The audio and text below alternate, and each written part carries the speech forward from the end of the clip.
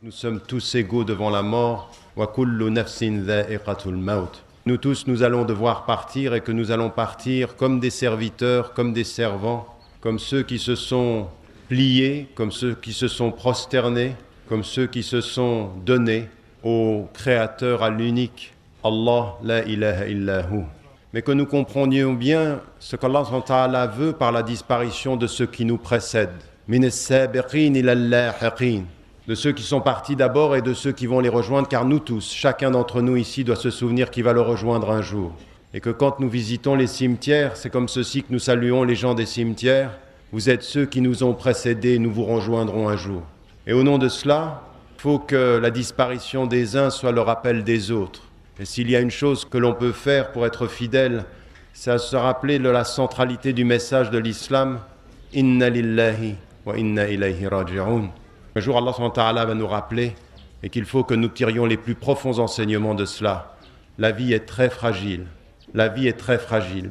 Ne l'oubliez jamais comme l'un des plus grands enseignements que nous envoie la disparition de quelqu'un que nous avons aimé. Et ça, c'est un enseignement le plus important parce que Allah SWT, quand on souffre, ça ne veut pas dire qu'il ne nous aime pas. C'est bien le contraire que dit le hadith du prophète alayhi salam. Dieu met à l'épreuve ceux qu'il aime. Que votre souffrance soit un rapprochement de Dieu, jamais une distance vis-à-vis des hommes. Ne cherchez jamais dans la souffrance l'excuse dans le travail, mais cherchez dans la souffrance le rapprochement avec le Très-Haut. Que cet enseignement soit aussi un enseignement important. J'aimerais vous dire, chers frères et chères sœurs, que vos cœurs peuvent être éloignés, mais vos invocations doivent vous rapprocher.